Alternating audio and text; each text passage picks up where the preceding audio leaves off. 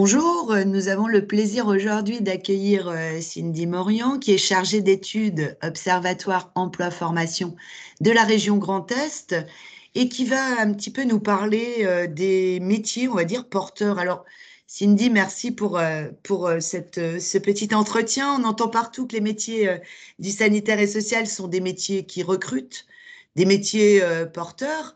En votre qualité d'observatoire, qu'est-ce que vous pouvez nous en dire? Oui, alors bonjour. Effectivement, le sanitaire et social, déjà c'est 330 000 postes dans la région. Donc, en fait, un actif sur 8 dans le Grand Est aujourd'hui travaille dans le sanitaire et social. Déjà, il y a des emplois.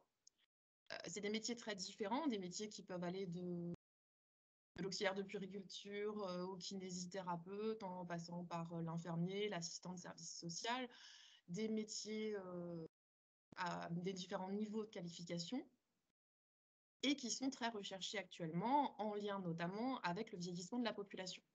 Ce qui fait qu'on va avoir des besoins croissants, essentiellement pour tout ce qui est aide à domicile, aide-soignant, infirmier.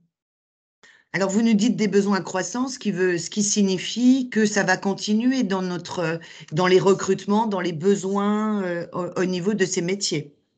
Ah oui, oui, ça va continuer, hein, les besoins sont pérennes et les besoins vont même s'accélérer avec en fait un peu ce phénomène de papy boom, hein, de baby boom Oui.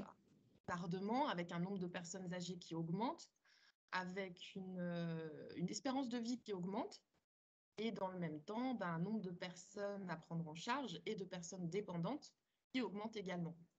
On estime à peu près dans la région qu'on aura 3300 personnes supplémentaires qui devront être prises en charge. Oui, ce qui est énorme. Donc, si on a cette augmentation de personnes à prendre en charge dans les personnes dépendantes, ça va représenter combien environ de postes au niveau, par exemple, pour faire face à ce vieillissement de la population?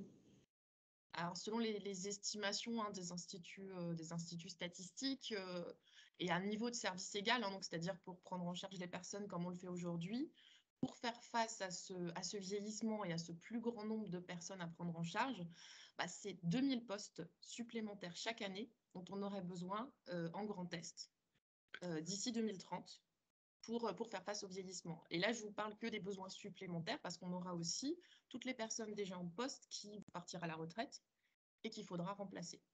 Bien sûr, donc par rapport à toutes ces données, on peut penser que s'orienter vers un métier du sanitaire et social, c'est un bon choix d'orientation, Cindy?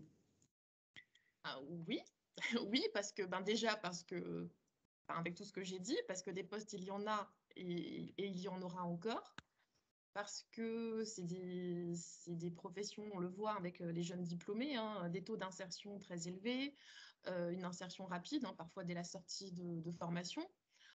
Euh, Aussi parce qu'on est sur des métiers de contact, hein, des métiers qui, contrairement à d'autres professions ou d'autres secteurs, ne sont pas délocalisables, des métiers sur lesquels on peut se former près de chez soi, on peut trouver un emploi à proximité, que ce soit en institut, en structure ou à domicile, parce qu'en fait, des recrutements, et ça, il faut bien l'avoir à l'esprit, il y en aura sur l'ensemble du territoire régional.